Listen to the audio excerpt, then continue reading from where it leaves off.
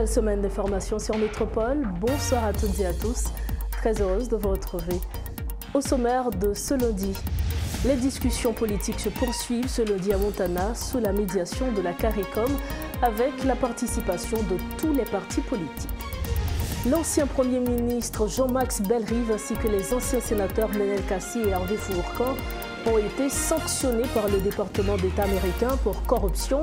Les membres de leur famille sont également concernés par ces sanctions. Et puis, opération policière à Tiburon le week-end dernier. Près d'une vingtaine de présumés membres de gang ont été tués, selon le porte-parole de la PNH, Gary Desrosiers.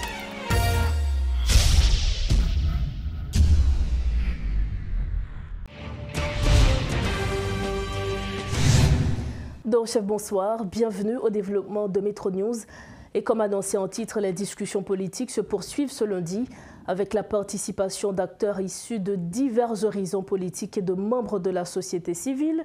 Malgré des informations laissant penser que des organisations telles que Montana et Aidé avaient abandonné la table des négociations, Jacques, Ted Syndic et Claude Joseph, qui dirigent respectivement ces entités politiques, ont démenti cette nouvelle. Et nous avons avec nous sur le plateau de Métro News notre collaborateur Jean-Jules Desauguste, qui a assisté aux différentes rencontres qui ont lieu entre les acteurs politiques et les émissaires de la CARICOM. Jean-Jules, bonsoir. Merci d'être avec nous encore ce soir. Bonsoir Rose Berline, c'est un plaisir d'être là et bonsoir à tous et à toutes. Alors Jean-Jules, avant même de parler de cette 5e journée de négociation, retournons un petit peu sur les 2 journées qui ont eu lieu durant ce week-end. Je parle de samedi 9 et dimanche 10 décembre. On dirait que la première journée, ou la 5e, pourrait se résumer à elle-même, on peut le dire comme ça, tellement que les journées se suivent et se ressemblent dans le cadre de ces séances de discussion, de cette 5e ronde de discussion entamée donc, sous l'égide des éminentes personnalités de la communauté de la Caraïbe. Donc, on sait aussi que les acteurs ont été présents donc, à l'hôtel Montana vendredi, samedi, dimanche. Donc, lundi aussi, 5e journée, avec étonnamment, toujours la présence du Premier ministre, le Dr Ariel Henry, qui est toujours à l'heure, parfois avant l'heure, donc comparativement aux autres protagonistes qui arrivent un peu après. Jean-Jules, est-ce que cela traduit une volonté de la part du Premier ministre de parvenir à un accord ? Peut-être que oui, mais au-delà de la volonté, on parlera aussi d'une disponibilité à parler, à s'adresser aux autres, à discuter.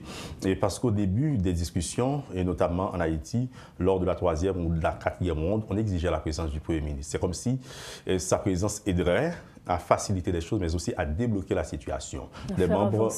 À faire avancer les discussions, et comme vous l'avez dit, oui, il répond chaque jour. Il n'était pas là uniquement le 7, mais 8, 9, 10, 11. Il était présent toujours sur place pour rencontrer les acteurs et discuter. Il n'y a pas vraiment de grandes évolutions en ce sens que, contrairement à la promesse qui a été faite dimanche soir, que lundi, on trouverait ou on aurait au moins un draft de proposition d'accord. Et lundi, on était sur place dès le début jusqu'à la fin. Les acteurs sont arrivés et ils sont repartis.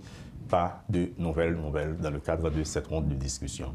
Mais est-ce que, également, tu peux confirmer pour les téléspectateurs la participation de tous les partis politiques, parce que selon des informations, certains partis, dont Aidé et Montana, auraient quitté la table des négociations. D'abord, il faut dire qu'Aidé était là ce lundi 11 septembre. Mais la nuance qu'il faut apporter, ou que je voudrais partager avec l'auditoire de Métropole, c'est qu'il n'y a pas plusieurs partis sur la table qu'on rencontre. Il y a 3 groupes. 3 grands blocs. 3 grands blocs, 3 grands pôles politiques, si on peut l'appeler comme ça, ou bien 2 grands pôles politiques, avec la société civile qui n'en est pas un, mais qui fait partie également de la négociation ou des négociations. Il y a d'abord, pour l'histoire et pour la vérité, les signataires de l'accord du 21 décembre, le pouvoir, globalement parlant ou bien largement parlant. Donc, tous les signataires, comme je le disais, les alliés du pouvoir et autres. Il y a de notre côté les signataires de la déclaration de Kingston. Ce qu'on peut appeler l'opposition aujourd'hui.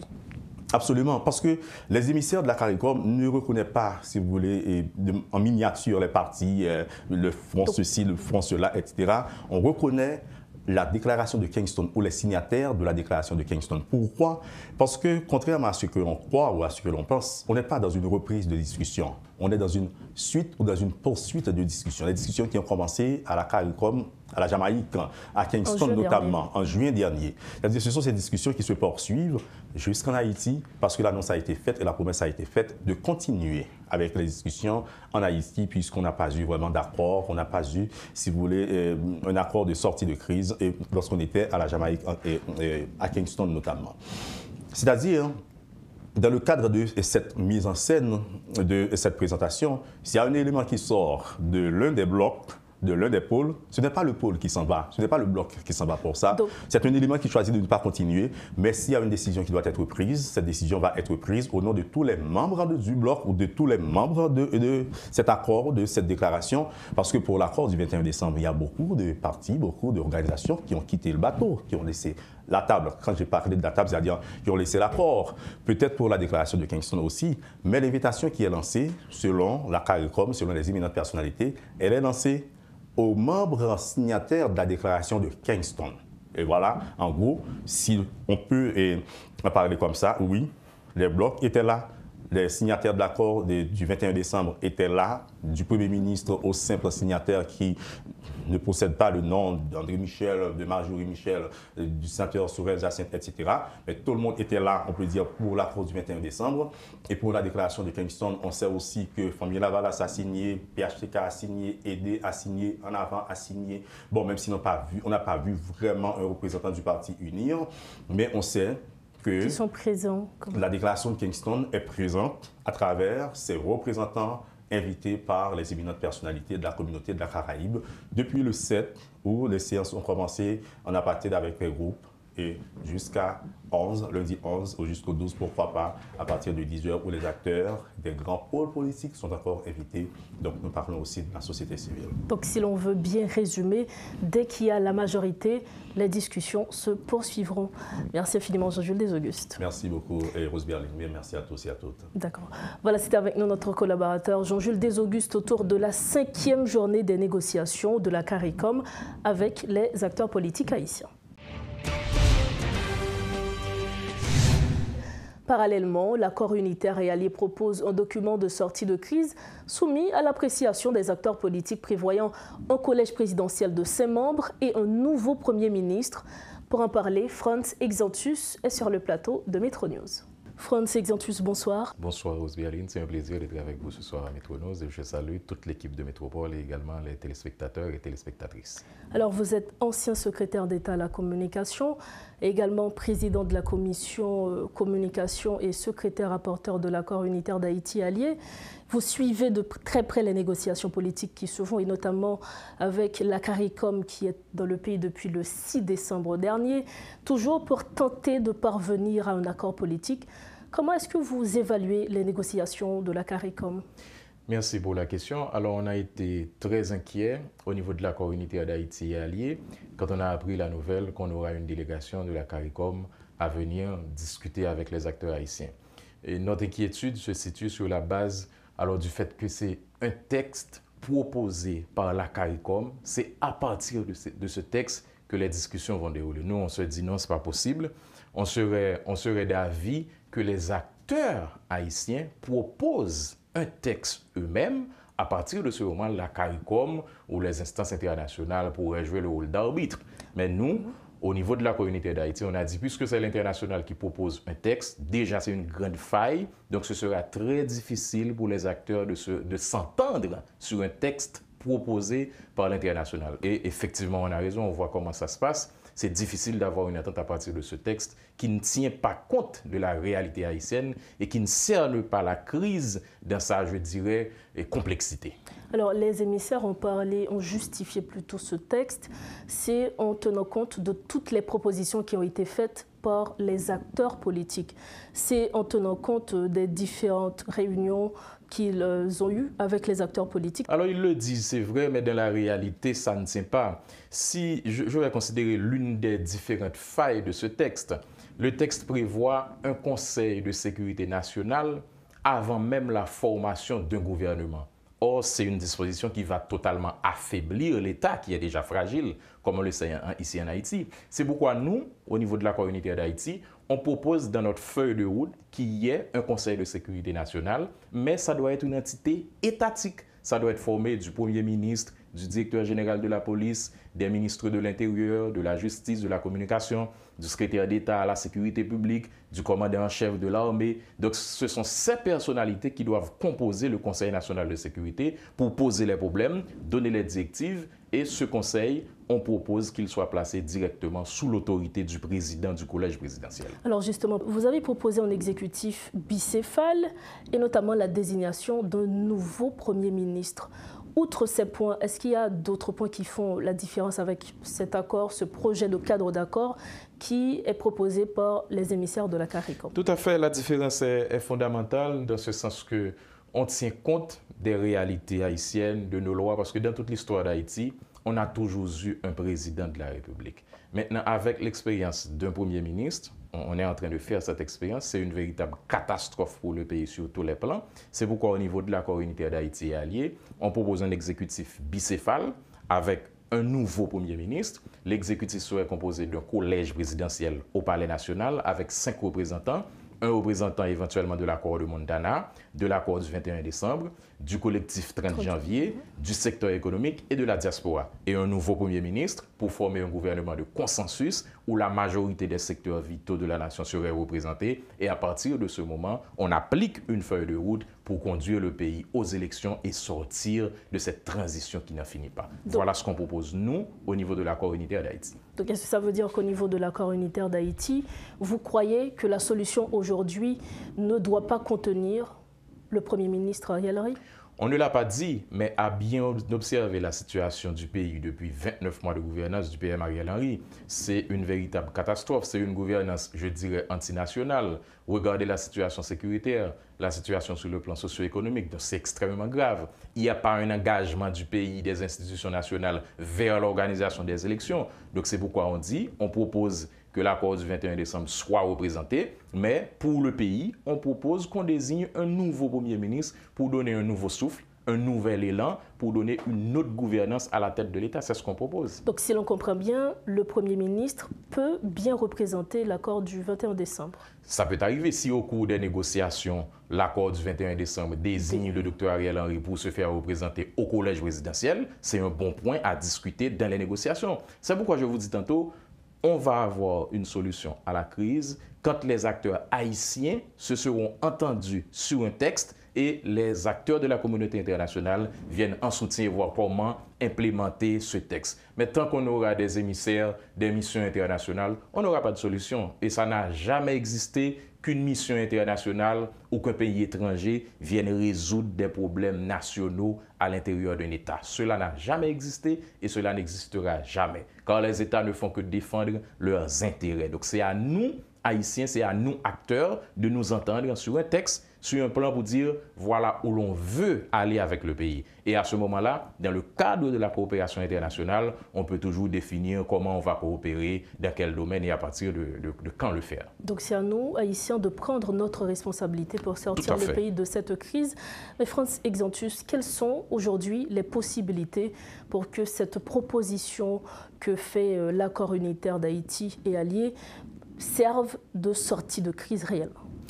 C'est ce qu'on est en train de faire comme travail. On a fait une conférence de presse, on a envoyé le texte aux acteurs, la CARICOM là également, et à présent on reçoit pas mal d'appels téléphoniques. Il y a des gens qui nous écrivent également, qui veulent nous rencontrer, qui trouvent que c'est un texte vraiment consensuel, parce qu'on ne dit pas que c'est nous qui devons aller résoudre le problème. On dit pour le pays, voilà le constat, et maintenant pour avoir la solution, voilà ce qu'on va faire. C'est pas une question de une personnalité ou un groupe. Les intérêts supérieurs du pays doivent passer avant les intérêts de groupe ou les intérêts personnels. Et c'est le fond de la crise. Chacun veut que c'est lui-même ou son petit groupe qui prenne les choses en main. Or, on ne va pas arriver à la solution comme ça. Donc il faut vraiment nous entendre pour une solution. Merci infiniment, Frantz Exantus. À moi de vous remercier. Toujours dans ce chapitre, des résidents de la capitale expriment des points de vue différents sur la délégation de la CARICOM qui assure la médiation entre les partis impliqués dans la crise politique. Certains considèrent cela comme une perte de temps et d'argent, tandis que d'autres prônent une solution nationale pour mettre fin à la crise. Par ailleurs, beaucoup critiquent le gouvernement pour son manque d'implication dans la facilitation de dialogue direct entre les partis. Suivez ce reportage de Rodolphe Pierre-Louis. Cette énième délégation de la CARICOM qui entend faciliter le dialogue entre les acteurs risque de n'aboutir à rien de l'avis de ce professionnel. Nous dit travail CARICOM, yo pas campé sur rien. Et à maintes fois, yo toujours rencontré, yo allé Jamaïque, l'a fait gabji politique, c'est une façon pour faire temps passer avec Ariel Henry dans tête pays. Donc moi-même moi demander pour que ça cesse avec gens de rencontres ça pas porter pays à rien qui va servir à rien pour peuple défavorisé. C'est juste une perte de temps et de ressources de l'avis de cette jeune dame qui évoque la souffrance qu'endure cette catégorie sociale à cause de la crise. Avec maman petite moi-même en tant que maman petite, nous revenons prendre nous pas capable encore. Li pas bon pour nous ouais petite nous cap souffrir, li pas bon pour nous ouais petite nous pas en sécurité là à l'école. Li vraiment pas bon. Nous même n'a marcher dans la rue c'est veiller parce que nous non pays vraiment côté haïtiens politiciens nous n'avons pas prendre conscience de ce qui passe dans le pays. C'est nous-mêmes qui pour mettre tête nous ensemble parce que dans sanier blanc pas faire rien pour nous. C'est nous-mêmes en tant qu'haïtiens qui pour mettre tête nous ensemble. Ce n'est pas la première fois et loin d'être la dernière, le pays ne peut rien espérer et s'attendre à rien non plus de ce dialogue selon ce citoyen avisé. CARICOM toujours aller dans des pays dans les Caraïbes blancs. Et surtout en Haïti, ce n'est pas jamais un sérieux réglé. Après plusieurs voyages venus, c'est manger, boire. C'est toujours belle parole. Avec qui est-ce encore parole ça fait? Parole ça a toujours fait avec le même groupe secteur qui sous pouvoir toujours, qui crée propre opposition, qui mettait en face et puis qui a chita avec CARICOM. C'est un temps qu'a perdu, c'est un qui va en faveur du peuple là. Elle dit peuple là tout autant que c'est CARICOM qui a venu négocier avec opportunistes, nous garantissons, le peuple a toujours été dans le pétrin, ça que lié, il ne peut jamais déboucher sur rien. Les citoyens de la capitale n'ont pas caché leur frustration par rapport à cette énième délégation de la CARICOM qui poursuit le dialogue entre les différents acteurs politiques. Ils estiment que c'est une perte de temps. Ce va-et-vient qu'il y a entre les acteurs de la CARICOM et ceux de la politique haïtienne, eh bien, ces dialogues ne vont rien donner selon leurs propos. Ils estiment que le gouvernement en place n'est pas disposé à trouver une solution par rapport à la crise qui perdure depuis des années. Donc, pour eux, ces dialogues vont continuer, la délégation va partir, une autre délégation va arriver ou probablement la même délégation et il n'y aura aucune solution par rapport à la crise haïtienne qui perdure selon leurs différentes déclarations. Paul Léel et Rodolphe Pierre-Louis pour Télémétropole.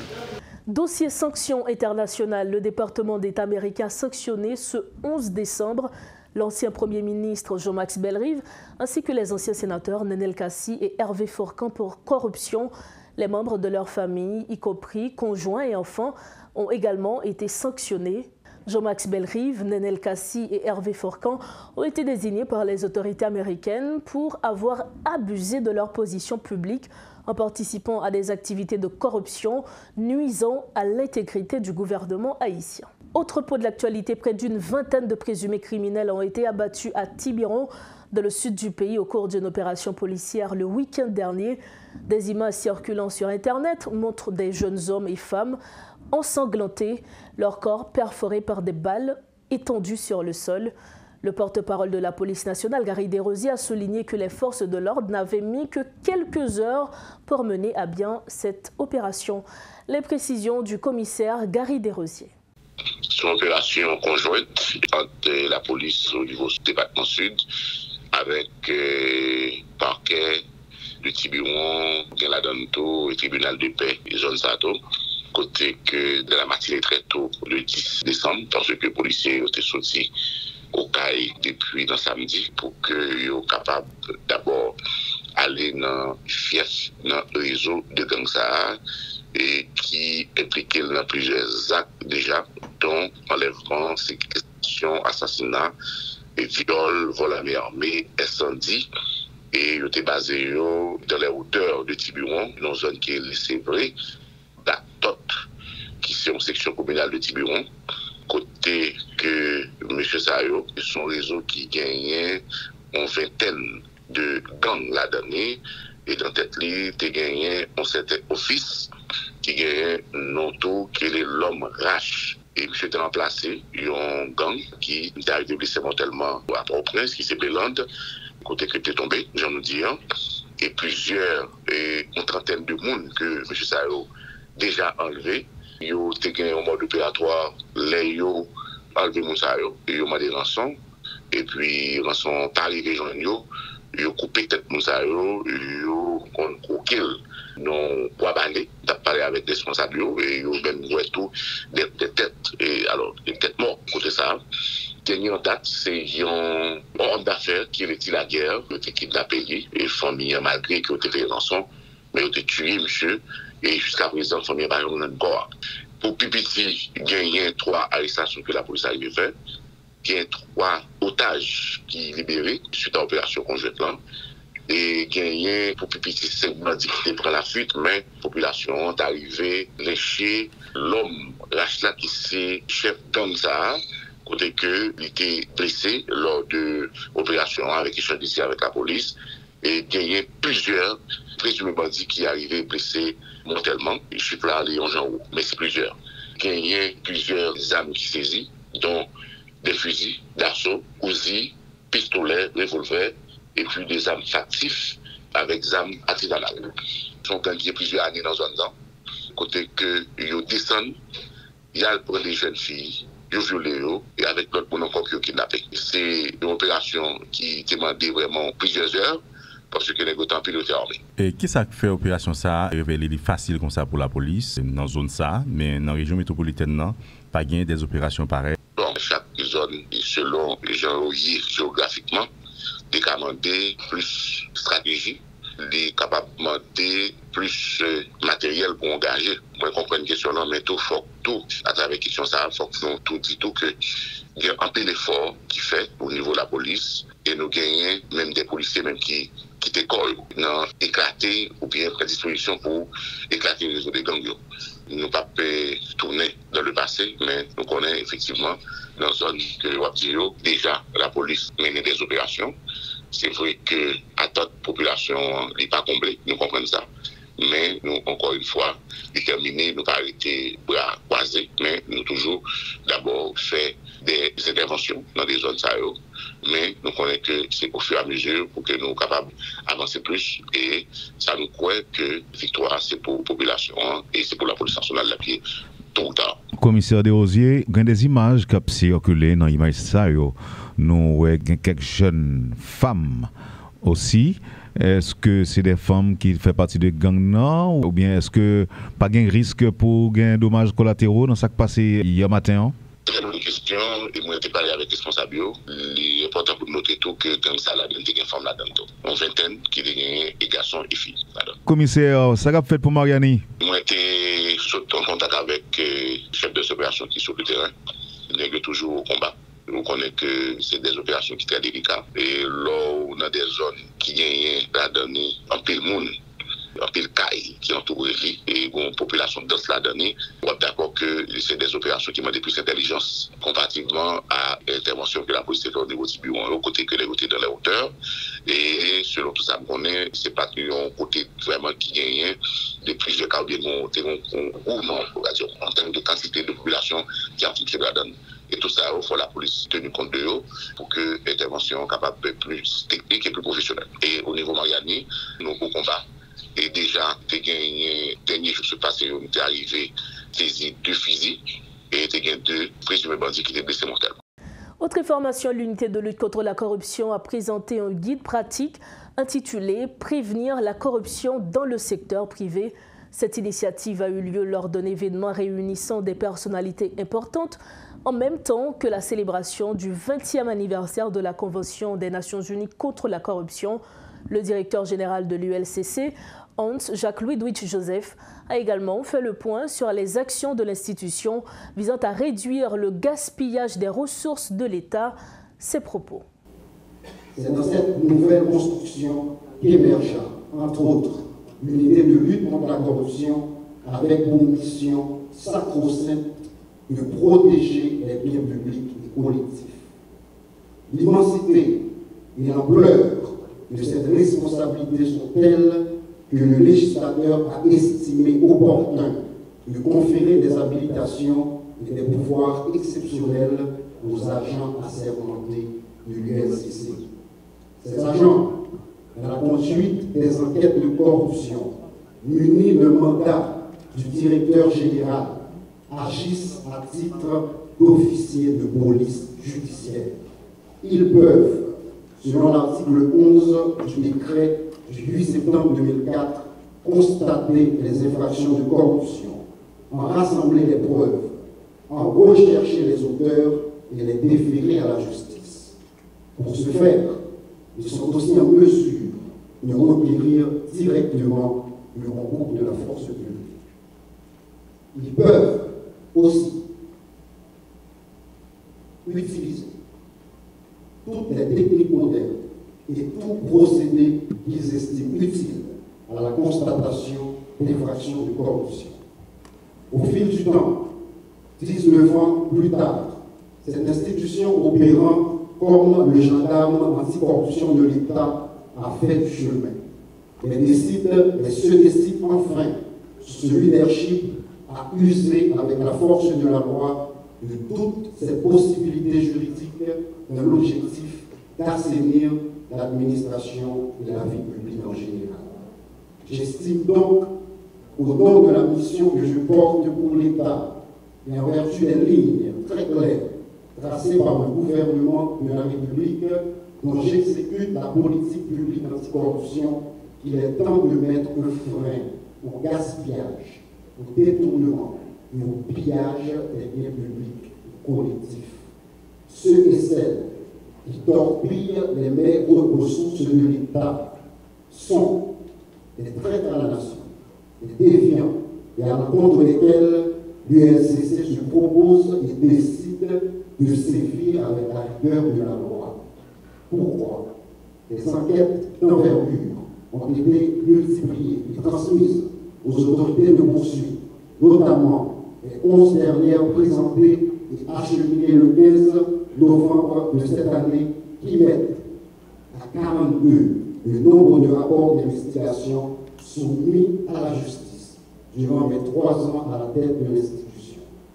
Ces enquêtes aussi favorisent le contrôle citoyen, car les résultats publiés qui, selon l'article 19 du décret géniteur de l'institution, ne sont assujettis à aucune forme de confidentialité, sont rendus accessibles à tout un chacun. Ils sont bien conscients qu'ils représentent aujourd'hui cette bouffée d'oxygène pour cette Haïti en agonie. Ils poursuivront la mission que leur confie la loi jusqu'à développer chez chaque fonctionnaire, chaque agent public, ce que nous appelons le réflexe UNCC. De notre côté, soyez certains que pour ceux et celles qui viendront après nous prenons cet engagement de continuer. En nécrologie, Jean-Michel Saint-Victor, connu sous le nom de Zouzoul, est décédé à l'âge de 78 ans chez lui, en Floride, le dimanche 10 décembre 2023.